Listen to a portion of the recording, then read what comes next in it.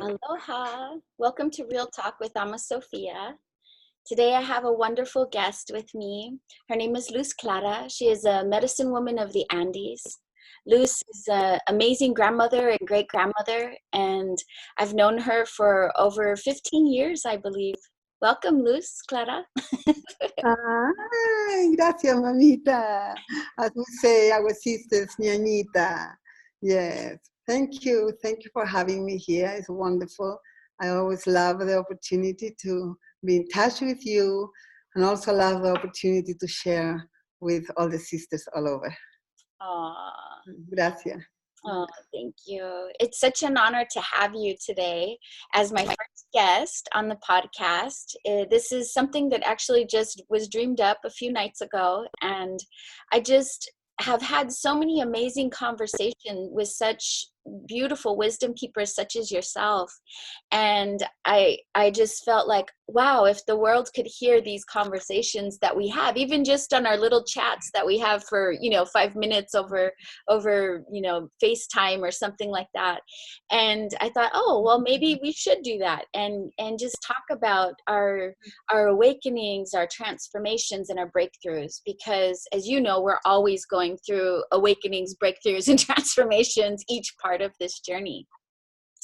And so what I would love to preface for people, just to get to know you a little bit, is Luzclara has been instrumental change maker in the world, especially with women, and she has really changed my life. She came to Sedona many years ago, and she did a class on sacred sexuality in the Andes, and she did a women's drum class, and she taught us so much about living in a fascist country. Actually, at the time, I really didn't know what that meant. When you said don't be mistaken, you're living in a fascist country that's not free, and one day you're going to wake up and you're going to realize what that means. And I was like, what? And when you told the story about how you had gathered the women in Chile when you had gone through all of that that you had gone through, which I'd love you to share that story, because I probably wouldn't give it justice, and how you've continued to gather the women up to most recently gathering the grandmothers and having them all come out to the Andes and pray in ceremony. And so I'd love for you to share anything you'd like to share about that and your journey and yeah. Well, before anything else, thank you for doing this, what you're just doing now. Because as you say, I feel it's very opinions and our conversations, as you put it, I think it's vital in the planet right now. It is us in the planet now. Letting go, or not talking or not being friendly and loving with our brothers too. Of course, I have sons and I have grandsons and I have great grandsons. It's about the women. We need to really come that power that we have, the power to create. It's the power to create. And it's much more powerful than all the arms and all the nuclear. And it's coming out in every woman in the planet, my darling. So emotional for me right now, just to see what's happening in Chile, for example. Now I live here in Peru, in the Sacred Valley of the Incas, from a call I had very powerful from my heart, 3.5 years ago. But talking about Chile, what's happening now, first of all, I started the first women's circle under dictatorship, 1987 it was. And that gathering, that work with the women's circles, nobody's ever heard in Chile about that. And I was just coming back from exile, and I had been in exile from the fascist dictatorship in the States because I was married to a North American man. So there, I had learned with Starhawk, and I went to study with Vicky Noble and with all of the big feminist, witches in that moment. So I come back home so excited. And then in the States, I was playing drum with my Afro-American. Can you hear me? Yeah. And so I come back under dictatorship, underground, and I start organizing. And at the beginning we were 4, 5, 10, 100, and suddenly we were 200 in an apartment. We had to stay all night, curfew, so all night there. And we will clean the tortures, the rapes of the dictatorship, of all the political prisoners, all the horrors. And we cried so much and played our drums and heal and clean. And this ended, but climax into the women of the political parties, of the left political parties in Chile, that they were leading a lot of what was happening in the resistance. They called that this going March 8, International Women's Day, and they didn't want to go out in the streets because they'd taken prisoners and that they have heard that I was doing ceremonies, and they wanted to know what was that. And we heard you are a witch, they said to me. And I said, yes, I am a witch. And I say, how can I help you? And she says, we want to do ceremonies because we would like to do a ceremony for March 8 instead of going out in the streets because we get taken prisoner, etc. So I said, I'll be so happy to teach you. So I got a group of women and we did a demonstration we did a ritual, and they saw what a ritual was and they were fascinated. So they started organizing. They were all political women, very involved in the underground. And they all started organizing, and we got together, and we rented a stadium that had been torture of the dictatorship, stadium for torturing the people. Cleansed it with our drums and with the smokes, the smudges, everything, we cleansed the stadium. And we got together 2,500 women to pray together.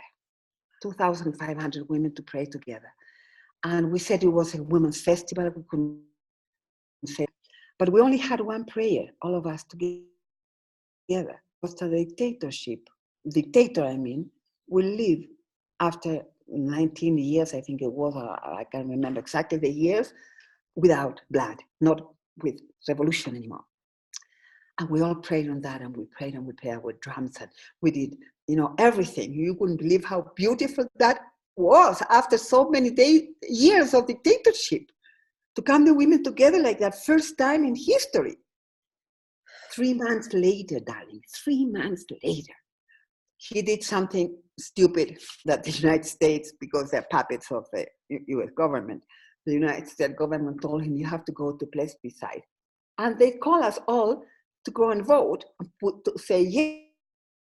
Everybody said no, so we had to leave 3 months later. Wow. So since then, I have such a faith in our prayer. I have such a faith that when we come together, tension with our hearts together and our wombs together, we can move mountains and dictators. And dictators. I know it.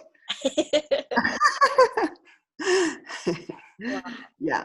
So that's been, continues to be, I don't even call it work. It's my mission with the women. Somebody insisted that reads my astrological chart, says I have the Venus somewhere really good. That is my pleasure, my delight, to open up the women to the power and to Mother Earth. Wow. And I continue to do it.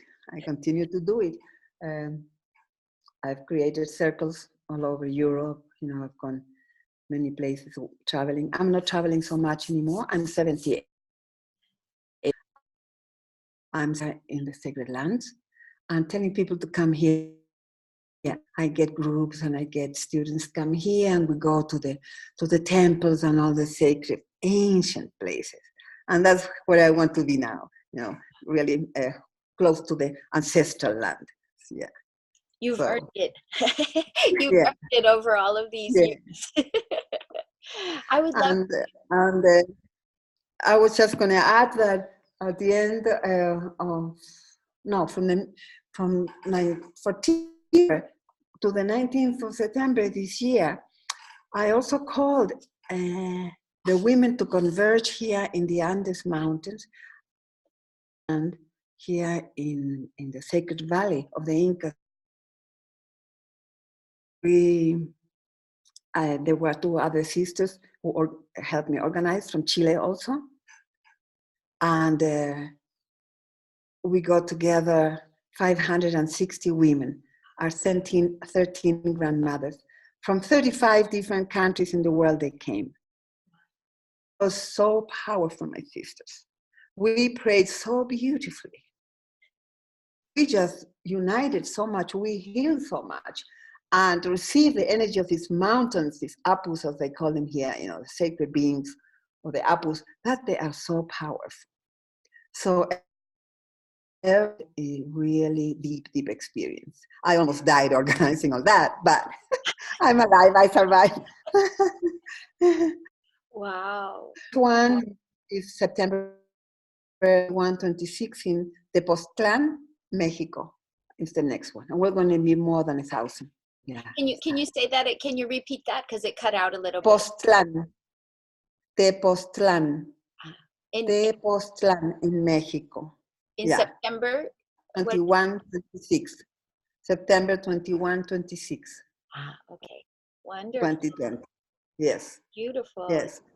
Yeah. So yes, I believe, you know, very much that this is our work now, to gather the women, because together we heal. We just to be in a multitude of 10,000 women, you heal. You know what I mean? We heal.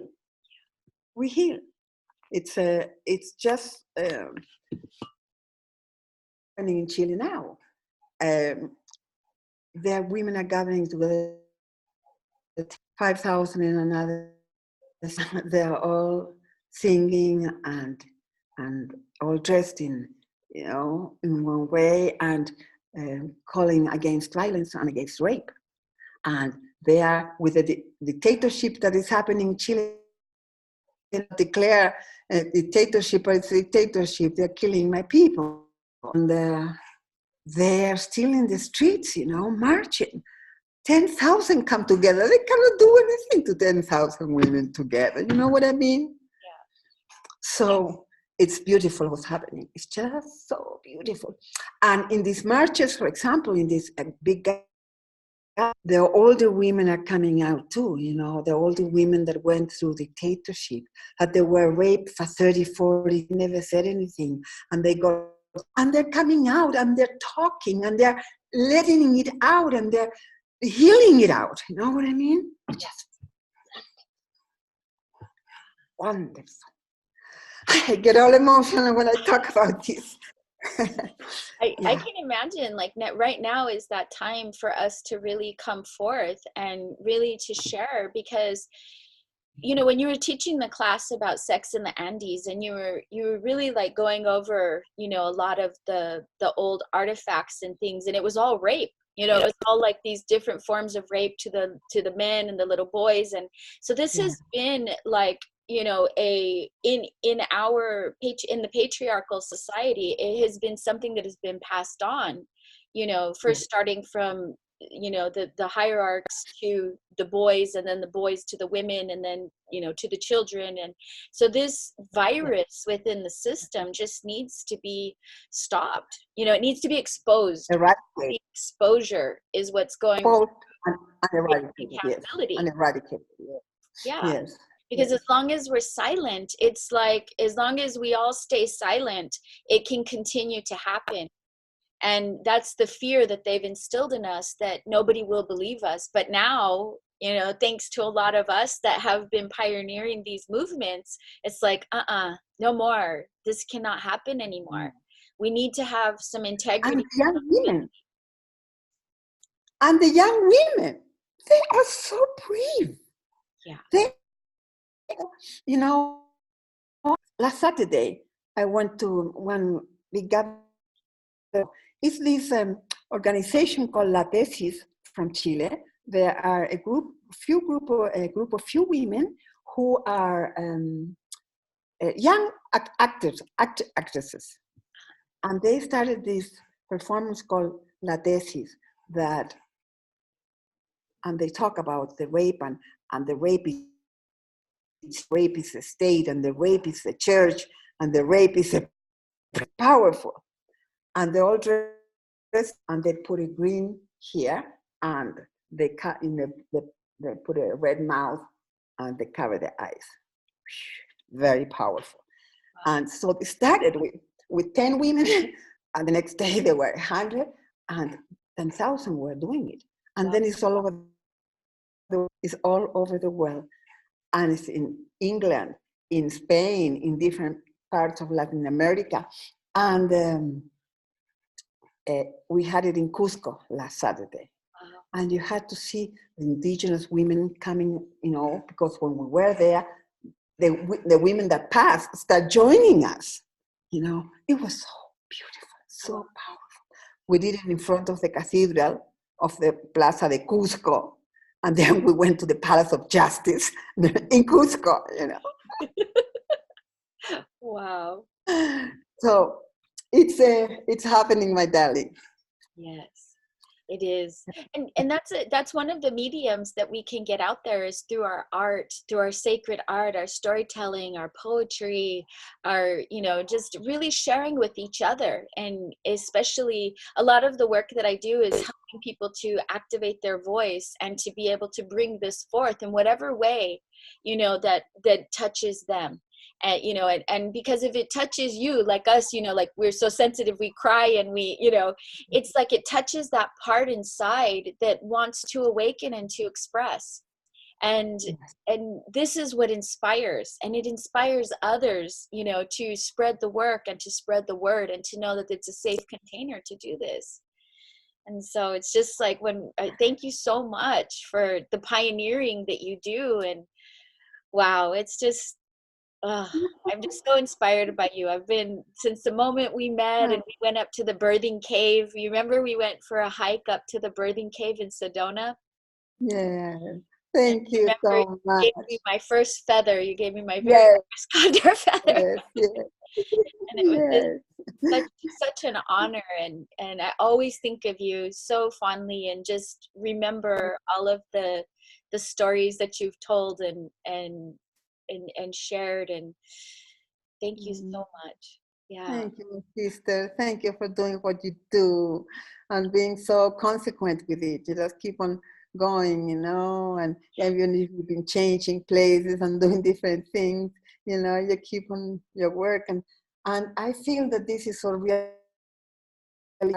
really fulfills our hearts. And it's this awakening of our sisters and gathering of our sisters and healing together. It's nothing like that, I feel. It's just such a blessing to be chosen leaders, in this case, as we are, to be doing this beautiful, beautiful work. Yeah, it's a moment that we all really talk. I always say this chakra and really open it up. It's time to speak our voice, our real voice, not the one that we spoke out of fear, out of repression, but bring the voice and bring out all our stories and our traumas, because millions of us have had traumas. Almost all of us have had traumas. So in hiding the trauma, in hiding the rape, in hiding the all of that, really weakens us, makes us weak, makes us more weak, and makes us sick. And so it's time not to have any shame anymore. It was part of the song of this singing all over the world now. One part says, "It wasn't my fault. It's not how I was dressed. It's not, that's it. It's not our fault. Yeah. It was never our fault." Yeah. Women to speak out. I do rituals about it a lot when I have my women. I start asking, been rape here, and sometimes it takes a while, and then one will bring a hand. As soon as one brings a hand, there are 5 more right away. Do rituals to do the cleansing and the healing, and we cry a lot, and we heal, but we heal, and finally the woman can bring it out and be received, not as a guilty, woman, like the system put us, that the guilt was ours. Yeah. So it's a big work, darling, but we're doing it. Yeah, it is. And the women are awakening so fast, so fast. I have, granddaughters, they are out there in the streets, It was. So many years, it was so wonderful. Wow. Yeah. Wow. Yeah. I recently, I've been really delving into like parasites and different things that have been, inside of my stomach from traveling to different countries. And I was on a parasite cleanse up in northern Bali and Les. And one of the things that we were doing a Bobinsana dieta, and I couldn't do it exactly like it would be done in Peru. And so I was feeling guilty, and I was feeling shame, and I was feeling all these different things, but yet I was cleansing, and, I was with some friends, and it was so joyful. And I looked around at my life, and I realized what, from coming from a very impoverished, getting pregnant at 17, being on welfare, and looking at being there in this beautiful land, and in Indonesia, and I just saw how far I had come.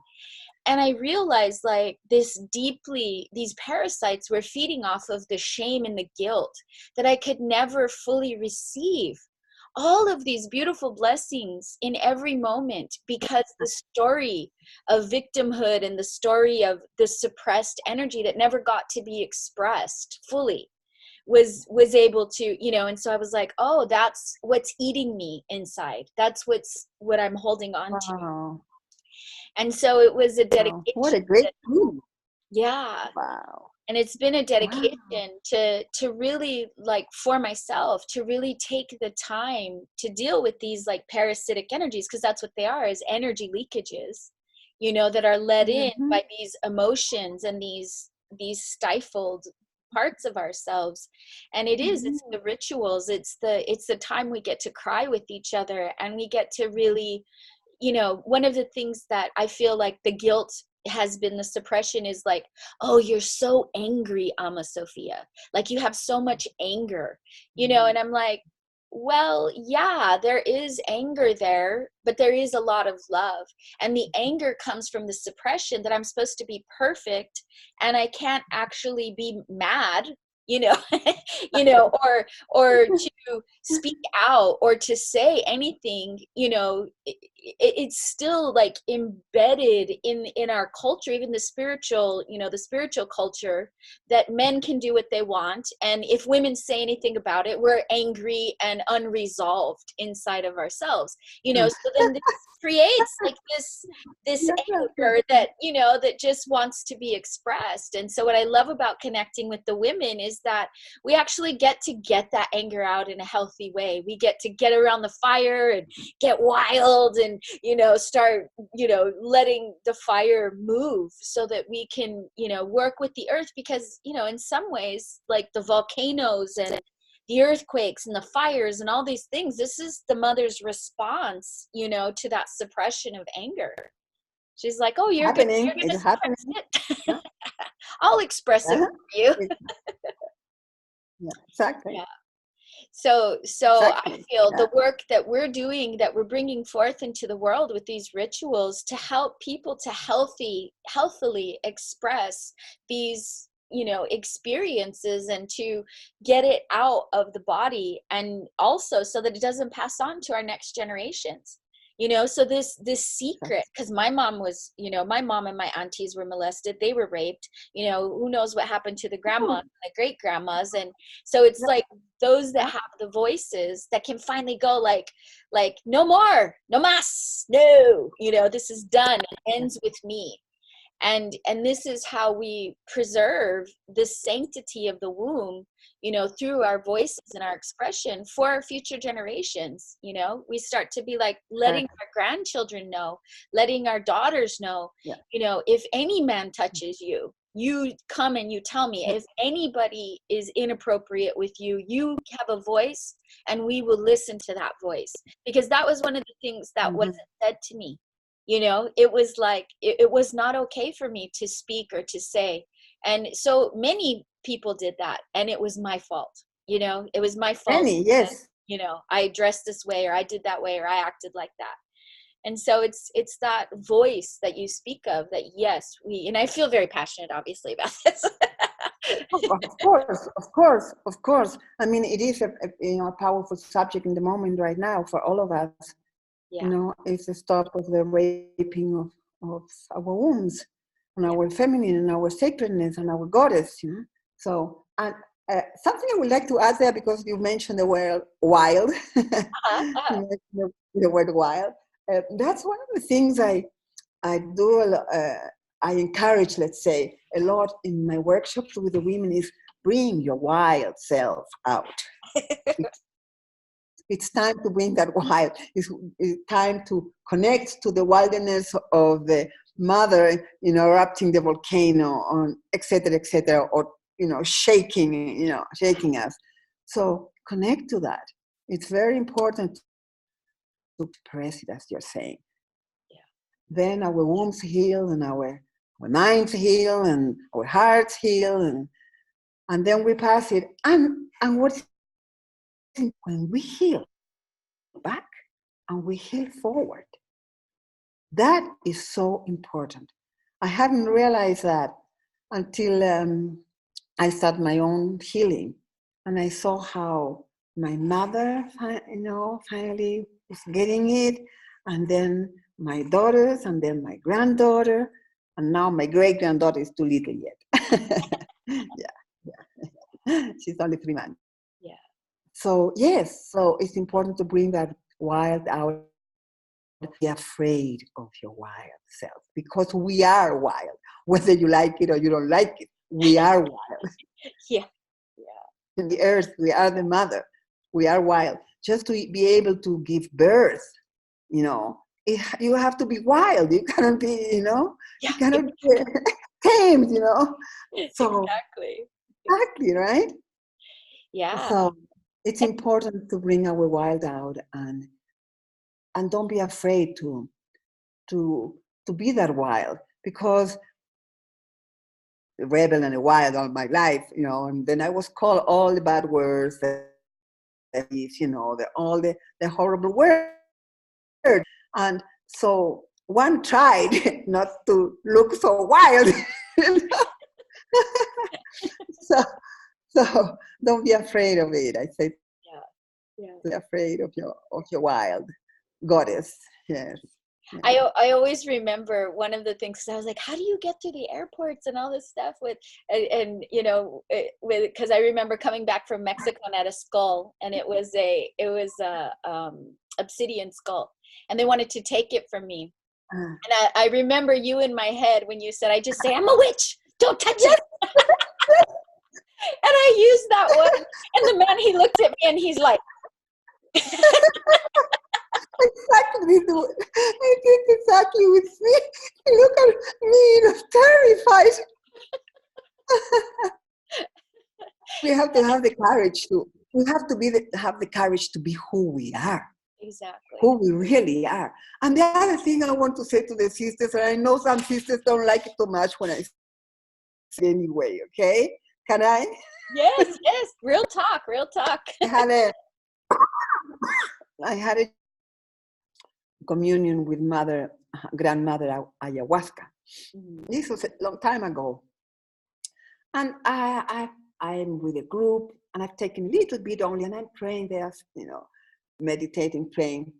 And I in my head a voice, the hair of forgetfulness, hair of forgetfulness.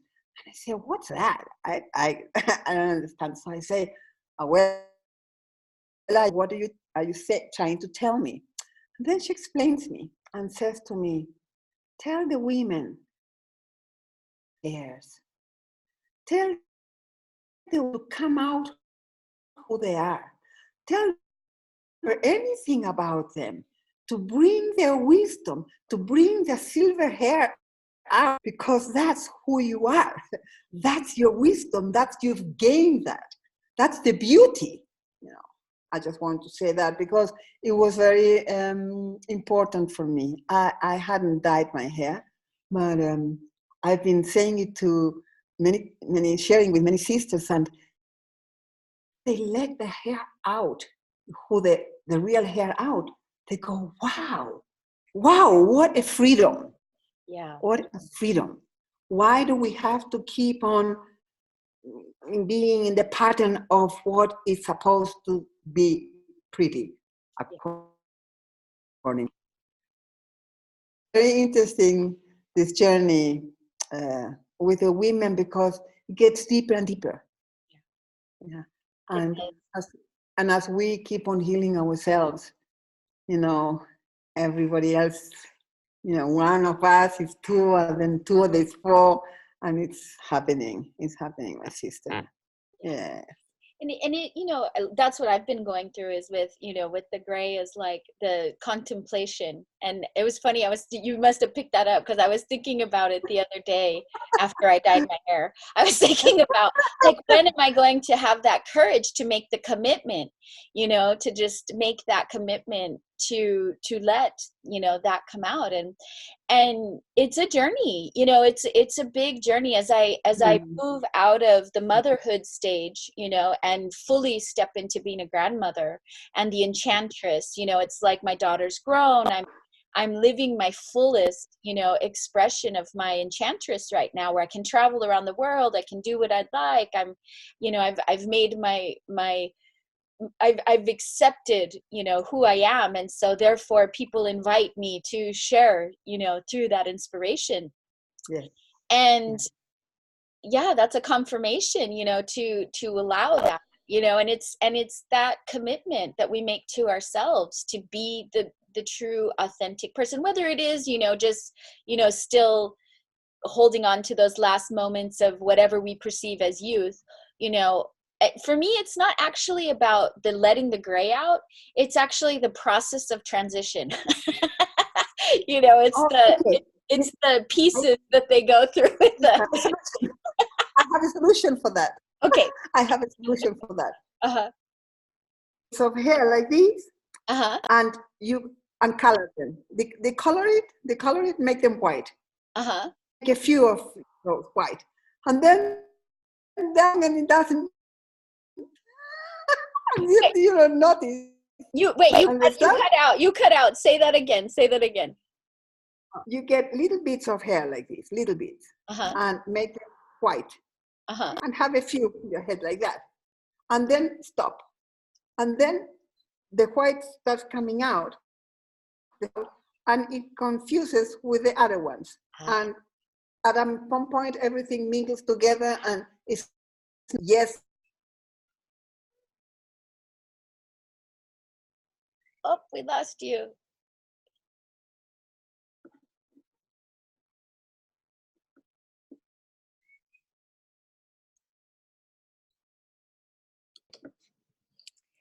Hi, beloveds. We lost Luzclara. She had a little bit of a storm, so her internet got a little choppy. But she's in the Sacred Valley of Peru in a beautiful retreat space, and she is offering many different things. So if you are up in the Sacred Valley and you're looking to connect with a true, authentic medicine woman, I really highly recommend Luzclara. She has been such a life-changing and inspirational woman in my life, and a mentor, a grandmother, a wisdom keeper, and a sister that I've just known for so long. And she's really been a life-changing experience. And that's what I feel like this show is about, is really just being able to talk to and share with you some of the most inspirational women of my life, and men, and those that have really helped me to have breakthroughs and transformation. Luzclara is, her website is luzclaramedicinewoman.com. And you can contact her. And even if you're just going to Peru and you want to have privates, or you want to go to the sacred sites and do ceremony or do rituals with her and stuff, she's totally available and open for that. Thank you so much for joining us here today. And this is the first podcast that I've done, and we're just getting all set up and getting everything grounded. And what I'd love to bring forth to you is just real talk, is just having these real conversations of transformation. And I have so many amazing friends around the planet that are just some of the most life-changing experiences that I've had. And sometimes when I'm in conversation with them, I have just been like, wow, they have such potent, profound wisdom. Tears come to my eyes. I get full body chills. And I thought that would be so great, just to invite people into my world a little bit, to be able to see all the magical beings that pass through and that I've had the opportunity to learn from, so that you can open up the synchronicities and allow that inside of your life. This is also dedicated to helping people who have been on the path for a long time and might be feeling like maybe down on yourself or because of your transformational process, and you're right before a new breakthrough inside of your life, but you're still in that transformation and you need a little bit of inspiration or hope to make it over, that hump, to come into the next phase of your life. As we know, transformation and awakening, it is always a cycle that is continuing. We are always moving to the next level. We reach one level of attainment, and then we get to master that through being able to be tested, to what we've learned and what we've grown from. And sometimes there's a little bit of comfort in being at that plateau for a moment, but then before you know it, we awaken to something new. And then we go through the transformation within that, and then we have another breakthrough. And so this is a realistic, real-time experience of being able to have these conversations and to start to recognize that we're all in different levels. We're all sharing from different places. Like if you just seeing Luzclara, she's been doing this for much longer than I have. And when we talk, it's so amazing to be able to see how when she started this movement so long ago, and then she passed on gems of wisdom, and then I took some of that and started my journey. And then here we meet all these years later, and we start to recognize that we've been helping each other, and that we've all been working together in the hive mind, the womb consciousness, connecting and co-creating. And so there'll be some of us that'll be 2 steps ahead. Some will be 2 steps behind of others. And so it's not a race. It's a place where we're here to support each other, and we're here to love, nurture, and honor each other. And we're here to be real. We're here to really share from the wisdom of experience. And one of the things that Luzclara has taught me has been to really have respect for my elders, to really witness at the time that they were teaching and sharing and they were learning all of this deep, profound wisdom was at a time when none of this was actually in the forefront or in the mainstream of our consciousness. She's definitely a warrior spirit, a pioneer, and a full amazing goddess that just was sharing her truth so many years ago when I was just young and up and coming and not really, in tune to a lot of these things. Like I knew it inside, but I really hadn't awakened. And she was one of the ones that helped me awaken to a lot of these deep understandings of what was going on inside of me. And so I really honor our grandmothers and our great grandmothers and our ancient teachers. Not ancient, she's not ancient, she's young. But what I mean is our spirit guides and our ancient teachers, of those that have come before us, and all of this wisdom that they're passing on now. That yes, we have this connection to our womb, and we have this insight and this wisdom that we receive, but then there's also the wisdom of experience.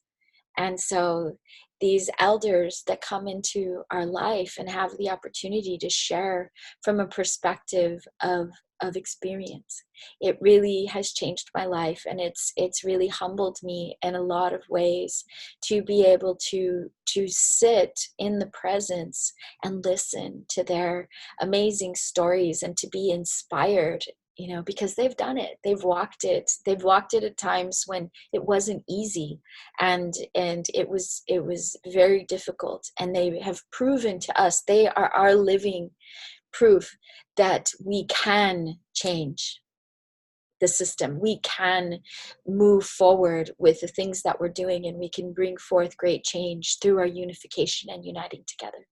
So thank you so much, Luzclara, for being in my life and being a soul sister and an inspiration leader, and for sharing your magical, beautiful ways of earth connection and communion. You are such a divine earth mama, and I just honor and love you so much. And it's such a wonderful opportunity to have you on this show, and to share you with all these beautiful people who are watching, which I'm so grateful for those of you that are watching and here.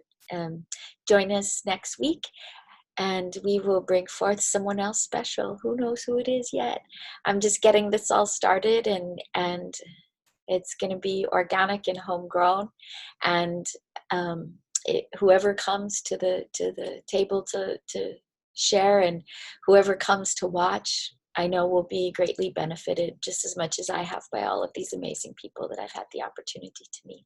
So once again, Luzclara's website is Luz, L-U-Z, Clara, C-L-A-R-A, medicinewoman.com. So if you're in the Andes in Peru, or you're planning on going there, she would be the woman to connect with. A lot of people always ask me, who would you recommend? And she's someone that I would highly recommend. She is just a beautiful, amazing being. And she'll be having they will be working with the next grandmothers gathering. She was mentioning, there was a little bit of a choppy connection, but she was mentioning in September of 2020 there will be another grandmothers and indigenous grandmothers gathering in Mexico. So you can go to her website and look that up if you want to join and you want to be a part of that celebration and those prayers. Thank you so much, and have a wonderful day. And it's been such a pleasure to connect with you and to be a part of your day. Thank you so much, and we'll see you next week. Aloha. I'm Amma Sophia Rose, soniclovealchemy.com. And if you're in Hawaii, or coming to Hawaii, or you want to study with me here in Hawaii, please feel free to contact me. Take you on sacred journeys. We'll do sound journeys, many different things that we can experience in this beautiful land in the Sinus. Sending love and aloha.